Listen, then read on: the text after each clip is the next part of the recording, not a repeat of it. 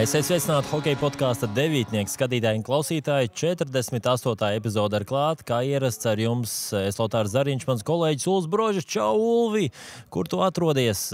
Kāpēc tu neesi šeit sporta manēžā Ostravā? Te ir pilns ar žurnālistiem, kā to redzēt aiz muguras. Vienkārši pārpildīts mediju centrs. Es labprāt tur būtu bijis, bet tad, kad Latvijai beidzas turnīrs, tad arī man beidzas turnīrs. Vienīgais, ko es varu cerēt tagad, ir, mums šī ir tāda pirmā attālinātā reize. Atceroties to, kā kādreiz cilvēki tikās pirms 4 gadiem, laikam nevienam to negribās atcerēties, bet jācer, ka mums sanāks bišķiņ gludāk nekā tā LTV studija un saziņa ar Ostravu, jo tā jāncīgi skatīties, kad tiek jums uzdots jautājums, un jūs tā kā, Madagaskarā tie pingvīni tikai mājiet un smaidiet, mājiet un smaidiet. Jā. Cerams, ka mums ies bišķiņ raitāk. Centīsimies iziet cauri šiem notikumiem, kas bija pasaules čempionātā tieši saistīti ar Latvijas hokeja izlasi. Kāda atzīmi, kāds spēlētājs, kurš vairāk iekrita acīs, un sapratīsim, cik tad vērtīgs bija šis čempionāts. Un es domāju, var sākt vispār ar to, ka, manuprāt, Latvija nospēlēja savā līmenī, 9. vieta. Nav slikti, nav labi, bet skatoties vēsturiski, šī ir tā mūsu vieta pagaidām, īpaši ar šādu sastāvu, ar 7 debitantiem. Un, varēja būt vairāk pēc pirmajām 2 spēlēm, ja būtu šie punkti iekrājušies, tad varbūt tā bilde uz pēdējām spēlēm būtu tāda mazliet mierīgāk, nosīt mierīgāk, bet varētu vairāk aizķerties un domāt par to, mēs vēl varam, bet beigās to izlietu ūdeni nesmēlām atpakaļ.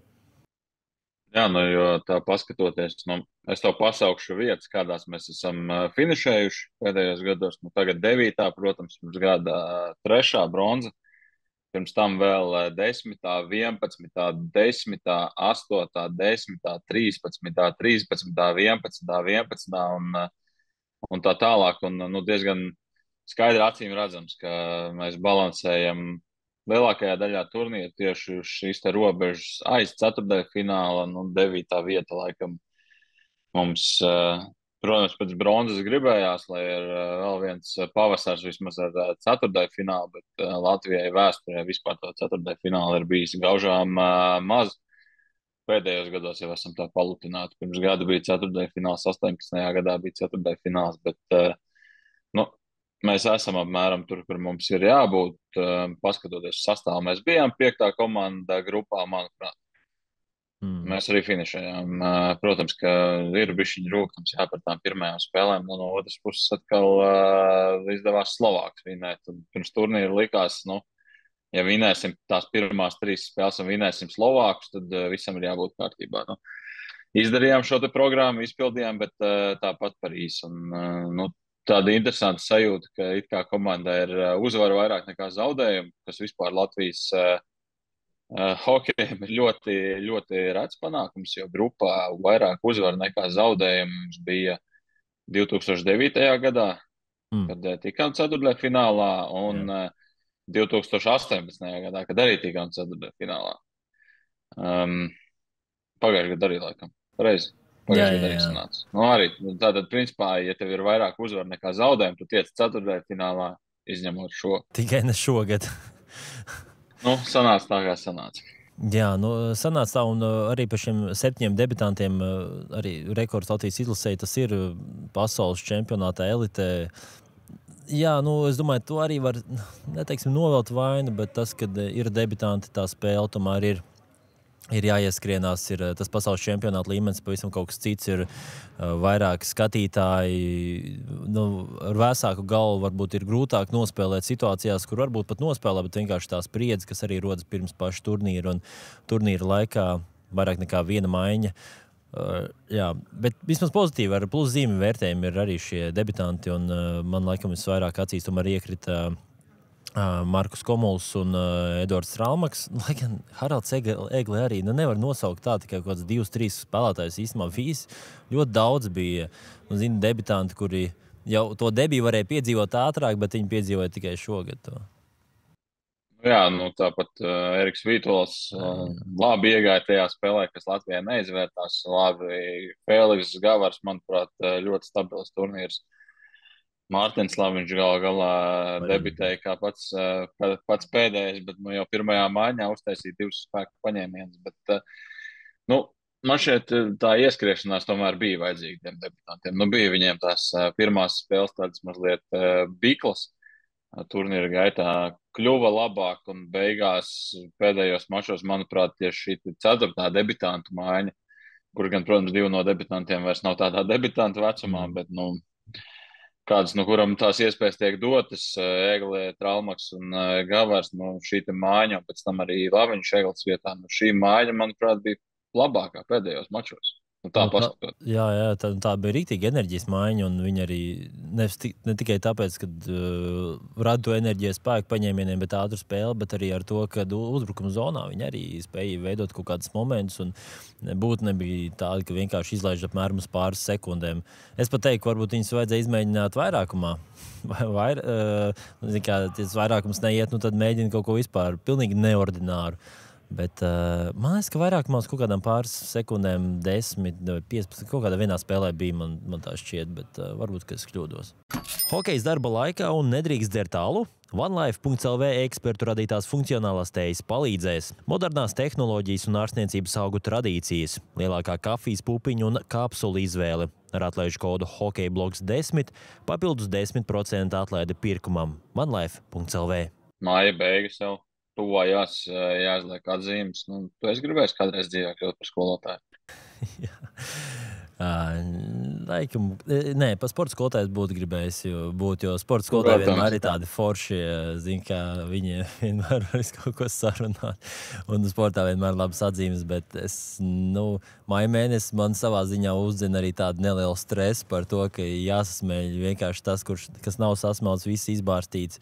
Un tās sekmes bija kā bija, bet redz, ka pabeidz gan vidusskolu, gan arī augstskolu brīnumainā kārtā. Kāda skolā bija tava mīļākā atzīme? Mīļākā? Mīļākā bija 10, kuras ļoti reti dabūju, bet... Labi, reālākā atzīme. Reāli.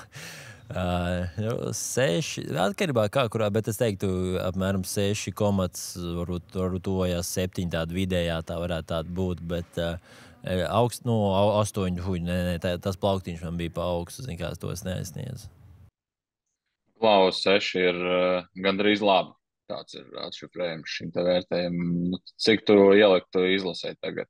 Gandrīz labi 6-nieki, labi 7-nieki, vai varbūt 5, vai varbūt 8 tev pat gribās. Tu varbūt šodien esi ļoti dāsns kaut kā trāpījies. Šodien es neesmu dāsns, bet es domāju, drīzāk tāds realistiski skatoties 6-nieks būtu ļoti laba atzīme un atbilstoši. Zin, kā apgriezt 9-nieks, es domāju, tas 6-nieks ir optimāla atzīme šim čempionātam. Ne tādā ziņā, ka nopaļot, bet vienkārši tas vērtējums ar tiem spēlētājiem, ko varēja paveikt. Bija pietrūks spēlētāji kā Rudolfs Balcers, Kristiāns Rubīns, tieši traumu dēļ. NHL spēlētājs var pat īsti neskaitot, jo viņi, tur ir tādi, tu nevar cerēt, ka viņi izskatīs no play-offiem, lai nāktu palīgi aizlasē, bet šie 2 spēlētāji, un es domāju, tie vārti un spēlē aizsardzībā pietrūka, tāpēc 6, man liekas, tas būtu optimāli. Kā tev kāds 5-nieks, 4-nieks? Es laikam ieliktu 6,5. Es tā kā daislidošanas tiesnesis, nevis tā kā skolotājs, bet daislidošanas tiesnesis ielikšu 6,5, vai 6 ar plusiņu. Jo, būsim reāli, tas, ko es iepriekš arī pieminēju, ceturtdaļfināls mums, ja mums būtu ceturtdaļfināli 10 gados 5, tad varētu teikt, jā, netikām viss izgāšanās turnīrs. Realitātē mēs ceturtdaļfinālā tiekam, kā saka, vienreiz par svētkiem. Tā kā 6,5. Manuprāt, atbilstoša atzīme, un ir tā dīvaini apzināties, ka tas turnīrs tiešām gāja kā pa kalniem, kā pa lejām, labi nogrieži, slikti nogrieži, tāda laikam kārtīga laba spēle. Vispār Latvijai bija kāda tāda, ka tiešām var teikt, ka visas 60 minūtes bija labas, jo pret Slovākiem tā uzvara, bet būsim reāli. Paldies Kristaram Gudļevskam, kurš uz spēku sabrukuma robežas aizved arī komandu līdz uzvarēt. Viņam 41 atvērīts metiens un 6 no 7 bullīšiem. Jā, un nu, tā dīvaini apzināties, ja mums būtu skaidrs, ka esi vairākums. Nu, kaut kas vismaz tur būtu noticis, tad ļoti reāli mēs šobrīd runātu un sēdētu vienā pilsētā, nevis katrs savā valstī. Ļoti reāli, ka Latvija būtu ceturtdaļfinālā. Jo iespējas tomēr bija, un šodien tieši arī apskatījos vēlreiz to vārdu gumu, ka Roberts Bukarts iemet tos vārdus, ieiet zonā pret francūžiem, kad Daugaviņš atdeva skaistu piespēli no vārdu stāva Bukartam uz nūjas. Nu, tā nebija izspēlēta, un šīs iespējas bija daudzi, tīpaši pret Zviedriem. Nu, jā, tas arī laikam salauz to spēli, tīpaši pret Zviedriem, kad bijām turēja līmeni, bet beigās, kas sāka krist tie goli, un mēs neiemetām, zin kā tu nevar dabūt ārā no tiem spēlētājiem. Ja ne pat no spēlētājiem, nu kas, Raimonds Ilkais, man liekas, vienā reizē arī tieši minēja, nu, ka tie metieni jāizpildi vairāk, un tie metieni vienkārši nebija. Nu, viņi uzmet kaut ko uz vārtiem, toreiz Bukartam arī nošauktas metiens pie ābola nonāca ripa uzreiz no tūs distances, kaut kāds sāsinājums. Labi, nebija turbūt vārdu gums, bet vismaz sāsinājums. Un tie sāsinājumi, man liekas, ka pietrūka tieši vairākumā. Nu jā, ja mēs paņemam 5 minūtes pret Zviedriju skaidriskajā vairākumā, pret Slovākiem 2 skaidriskajā vairākumā pagarinājumā, 4-3 formātā, pret amerikāņiem 2 minūtes 5-3 skaidriskajā vairākumā, un mēs no visām šīm izdevīgajām situācijām beigās neizspiedām neko. Procents mums ir dalīts sliktākais ar Polijas izlasi. Vairākumā mēs esam spēlējuši vairāk nekā poļi, līdz ar to pat var teikt, ka mums ir sliktāks skaidriskais vairākums. Un, tad, kad es aizgāju uz šo pirmās divīzijas cīņu starp Poliju un Kazahstānu, tad nu, poļi, es skatījos un es brīnījos, kā ir iespējams, kā tas bija iespējams, ka Latvija šai komandai ielaida 4 vārdus un pakāsa 1 punktu, kas poļiem arī bija vienīgais punkts. Jo nu, tiešām viņi skaidriskajā vairākumā izskatījās, ka viņi šorīt ir uzzinājuši, ka vispār hokejā eksistē tāda lieta kā skaidriskais vairākums. Tad viņiem ir tāda virspusēja izpratne par šo konceptu, un viņi ieslido zonā, un arī tas nesanāk īpaši bieži. Un tas ir pret Kazahstānu, nevis pret Amerikas Savienotajām valstīm vai Zviedriju. Viņi tur iebakstās tajā zonā, un tad viņi mēģina stāvot. Nu, tas, kurš ar ripu mēģina pateikt, tā, tu ies tur, tu man nemaisies pa kājām. Nelien stūrī galvenais. Jā, jo beigās, tas, ko tu pieminēji, Latvijai 45 minūtes skaidriskajā vairākumā, tāds vairākuma vārds tiešām. Protams, ir dīvaini, varbūt mazliet stulbi nodalīt šos te vairākuma vārdus un tie, kas ir radušies vienkārši no kaut kādās situācijās, kas īsti nav saistīts ar vairākumu izspēli, bet tādus īstus vairākuma vārdus Latvijas izlase neiemet, spēlējot vairāk kā 2 periodus skaidriskajā vairākumā. Un skaidrs, ja tu iemet pa visu turnīru vairākumā 1 ripu un ielaid arī skaidriskajā mazā vairākumā, tad laikam ir grūti kaut ko cerēt. Protams, tur Kanāda varētu cerēt, jā, izspiest ar savu spēli 5-5 punktus, bet Latvijai tomēr vairākums ir ļoti svarīgs un spēle nevienādos sastāvos. Pagājušajā gadā no atmiņas liekas, ka mēs iemetām 7 vārdus vairākumā un ielaidām 2 mazākumā. Tagad mums bija +5 bilants. Tā kā, jā, nevienādos sastāvos man šķiet arī palika tas ceturtdaļfināls. Jā, mācība noteikti ir gūta, bet man liekas, ka šis čempionāts bija tāda laba ieskice nākotnē, domājot, redzot spēlētājus, tieši arī šos debitantus, ka ir spēlētāji, kas var veidot arī rezultātu, un noteikti jāskatās uz priekšu. Kaut kādas mācības es ceru, ka gūs gan treneri, spēlētāji. Man liekas, spēlētāji bija diezgan liela cīņas par radiju tomēr, un nevarētu teikt, ka kāds kaut kur žēloja. Tāpat bija bloķēti metieni. Tiesa gan šogad, man liekas, bloķēto metienu bija mazāk nekā pagājušajā gadā. Kaut kā tā atmiņa nebija, bet jāgūst kaut kādas mācības un secinājumi. Varbūt jāprunājas ar kādu no vairākuma treneriem. Varbūt Lauris Dārziņš atnāks uz devītnieku, ko viņš mūs diezgan bieži uzsver, ka mēs devītnieki strādājam, pēc intervijas ņemam, bet Lauri, cerams, ka tu arī atnāks pie mums. Lauris no devītnieka izvairās tāpat, kā viņš 2019. gadā izvairījās no Čehiem tajā golā. Tā kā, jā, ir interesanti, jā, jo viens skaidriskais vairākums 1. brigāde Vilem Peltonenam, 2. skaidriskā vairākuma brigāde Laurim Dārziņam. interesanti, kā tika sadalīti spēlētāji, vai tiešām notika tā, ka viņi katrs savā istabiņā sēdēja pie datora, un tad notika tā attālinātais spēlētāju drafts, un viņi izvēlējās, jo, nu, man prasījās, jā, kaut kādā brīdī jau, nezinu, pēc 3., 4. spēles, kad, nu, neiet tās rips skatiskajā vairākumā vārtos, nu, kaut ko kardināli pamainīt. Beigās Latvijai kardinālākā izmaiņa skatiskajā vairākumā bija nomainīt 2. vairākuma brigādē aizsardzību. Čuksts vietā Cibuļskis. Nu, nekas cits īsti netika mainīts. Nu, Traumaks vēl tika arī iesaistīts, bet viņš vairāk vārdu priekšā devās. Vārdu priekšā, nevis savā pozīcijā, no kuras viņš ir metis vārdus. Un, nu, kā argumentu treneris šim te minēja, nu, ka ir viena lieta mest vārdus skatiskajā vairākumā, kad spēlē Čehijas principā švakākajā ekstralīgas komandā. Cita lieta ir mest vārdus pasaules čempionātā, bet, nu, mēs redzējām, mums jau nav tā, ka viņam ir jāizkonkurē kāds, kurš liek tos devītniekus visu laiku iekšā. Nav jau tā, ka kāds to varēja izpildīt labāk. Nu, iznākums jau būtu sliktākais, ko tu varētu izdarīt. Iznākums jau būtu tieši tāds pats, nu vienkārši nebūtu vārds. Bet tas, ka viņi pat nepamēģināja, tas konservatīvisms tieši par skaitlisko vairākumu, nu, vajadzēja kaut kādā brīdī man šķiet ļoti kardināli tur visu izmainīt, jo, nu, es arī teikšu godīgi par vairāk spēlētāju izvēles kādiskajām vairākumam. Man šķiet, ka viņi ir labi spēlētāji, viņi ir piemēroti savām pozīcijām, bet viņi nav kādiskā vairākuma spēlētāji. Un, nu, tas tā laikam ir tēma, kur visvairāk gribās piesieties treneriem. EHR – mūsdienīgi, muzikāli un izklaidējoši. Tava mīļākā mūzika, podkāsti, topi, mūzikas ekspertu veidotas playlistes. Vienmēr ar tevi, mājās, darbā, braucot.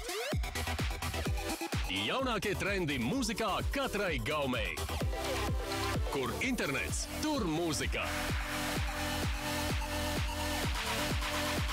EHR.FM. Šo tēmu mēs noteikti varētu turpināt līdz pat Olimpiskajai kvalifikācijai, jo tagad jau nākamais turnīrs būs augustā, kas tādas teikt bija diezgan labi iesildīšanās šīs pasaules čempionāts, un tad jau Olimpiskā kvalifikācija, nu, tur arī jāizcīna uzvara, lai gan, noteikti pretinieki nebūs ļoti spēcīgi, bet nu, vajag savākt arī gan spēcīgi mūsu sastāvu. Nu jā, es domāju, ka Ukraina īsti nebūs mums konkurenti. Slovēņiem noteikti atkarīgs atbrauc Kopitars vai neatbrauc Kopitars. Jā. Nu, Francija iepriekšējā kvalifikācijā mums arī nāca. Sagādāja grūtības īstenībā. Jā, nu 2-1 beidzās. Jā. Trešajā periodā vēl francūži bija noņēmuši vārdsargu, tur Teksijā vēl sacos mūsu aizsardzības teritorijā, tur negāja viegli īstenībā. Nu jā, ar frančiem mēs arī cīnījāmies, kad uz Sočiem tikām, tā kā, nu nav tā, ka, protams, būs pastaiga kaut kādā purciem pļavā, bet, nu, sastāvs mums jaudīgs, un man ir pēc šī čempionāta man nāk prātā viens tāds jautājums. Nu, Artūrs Šilovs, es domāju, mēs abi pakritīsim galvu un pakritīs galvu arī tie, kas skatās un klausās, ka Artūrs Šilovs šobrīd ir Latvijas izlases pirmais numurs Olimpiskajā kvalifikācijā. Ņemot pēc snieguma izlasē, ņemot pēc snieguma šajā sezonā, it īpaši sezonas beigās, jo sezonā hell viņam varbūt nebija tik spoži, bet mēs redzam, tajos svarīgākajos brīžos viņš spēja parādīt par spīti kaut kādam stresam un tādām blakus lietām, bet viņš spēja laukumā parādīt labāko sniegumu. Tad pirmais numurs, nu, kurš ir šobrīd otrais numurs, jo pasaules čempionātā mēs redzējām, kurš trijās svarīgākajās spēlēs sāka vārtos. Kristers Gudļevskis, tas ir labs jautājums, kāda būs tā fiziskā sagatavotība, jeb tas sagatavotības līmenis uz to periodu, jo zinām, ka Nacionālajā hokeja līga otru pusi okeānam vispār sezonas sākas mazliet vēlāk. Es tomēr teiktu, ka tāpat Elsmers Dzikins ir otrais numurs. Šilovam redzējām, cik viņš labi spēlē vārtos izslēgšanas mačos, tīpaši Vankūveras Canucks rindās tās spriedzes tajā Kanādas komandā. Es domāju, Kanādas markets vispār ir ļoti piesātināts ar nervozitāti. Kanādas tirgus. Bet es tāpat teiktu, ka Merzikins ir otrais numurs un šīs spēles, nu, tās būs tās savā ziņā pozitīvās galvassāpes, ko sagādā, kā arī Artūrs Irba minēja. Nu, vārdsargi, ja ir 3 labi vārdsargi, tad jāsaprot, kurš spēlēs vārtos. Starp citu par olimpisko kvalifikāciju es tev aizsūtīju sarakstiņu ar spēlētājiem. Kā tev šķiet šobrīd, kur ir tādi 100%, kurš tu liktu sastāvā? Nu, šie 3 visvārds tev ir 100% bez jautājumiem? Jā, Gudļevskis, Merzlikins, Šilovs, jā, noteikti. No aizsardzībā, es teiktu, ka Balīnskis,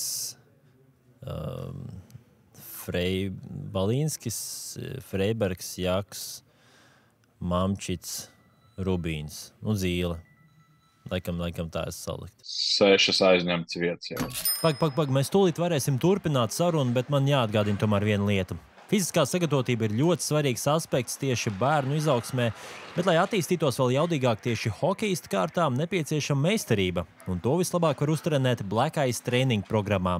2 hokejas pečuki, Artūrs Logunovs un bijušais Latvijas izlases hokejists Krišjāns Rēliks, apmāca jaunos hokejistus ar dažādām treniņu metodēm. Sameklē viņus Instagram un noteikti pievienojies programmai.